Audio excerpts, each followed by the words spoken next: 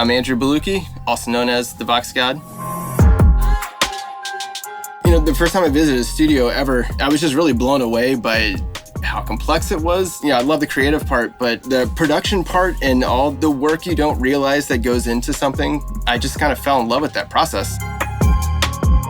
I didn't go to school for recording. I just really did the DIY route. It was a long, painful road of a lot of trial and way more error, but I got a production placement pretty fast. I didn't realize at the time that I was better at engineering than I thought. So a lot of other producers and songwriters would pull me into their sessions, specifically really just to help them with vocals. I didn't move out here specifically to work on vocals, but if I actually harness that, talent or ear or whatever for it, you can kind of work your way into any room possible. Everybody from the top level to the bottom level needs that help. One of the most important parts of putting together a record is the vocals. Some people need help all the way from the ground up to actually cut the record. Some people don't need that much help at all. They just need a little tuning, nudging, whatever. But everyone appreciates that extra ear that goes into making sure all the cracks got filled, I's are dotted, T's are crossed, whatever you want to call it, to make sure that the vocal performance and the comp and everything that was put together as what's going to be finally presented to the listener is the absolute best it could be. I feel like a lot of producers I met out here, it's not that they can't do it, it's just that it takes a lot of patience and a lot of hyper-focusing on the smallest little nuances of vocal performance, like boosting, breaths or like comping parts in between words that you didn't even think were important. But when you do it in a certain way, if you have a musical sense to the way that you edit, it just keeps the right vibe going. Whereas somebody who hears the song for the first time, they don't have to rewind it and be like, oh, what did that person say? It just comes across right the first time. With pop songs, for example, I like being there from the start.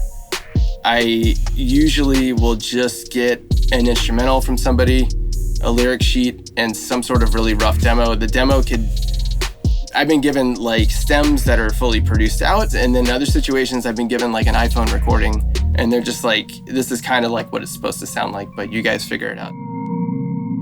I like being able to coach the artist through it. We can sit there and read the lyrics and be like, okay, we think that the songwriter probably had a vibe of this going on here. Let's imagine what this song would look like as a music video. Say a picture, there's a camera on your face, whatever. Think about what you're supposed to look like when you do that. There's times where I've given songs that are they've been cut already, and then they're well, we can't get back in with the artist, but what can you do? And I'll do the best I can, but if I'm there from the beginning, I kind of I know I got it all, So in a pop sense, I'm definitely trying to do it from the start. Came across Atom as, it was just one of those ones that I always saw in Guitar Center, and I was those just look like the nicest monitors, but I can't afford them at the time. And then when I moved to LA and I really needed to upgrade some pieces of gear that I had in the studio, I just bit the bullet, got a pair of them. I was absolutely floored as to how crappy it made the rest of my speakers sound.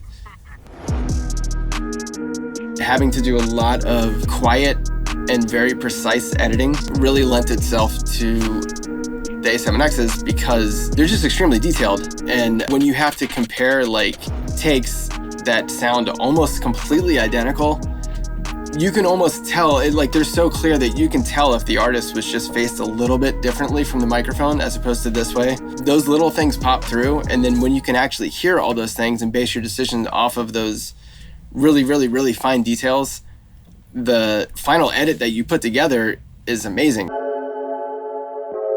You could hear and make an educated decision based off of all the 3D detail of the entire take. Even down to the point where you can hear the nuance of what the booth sounded like.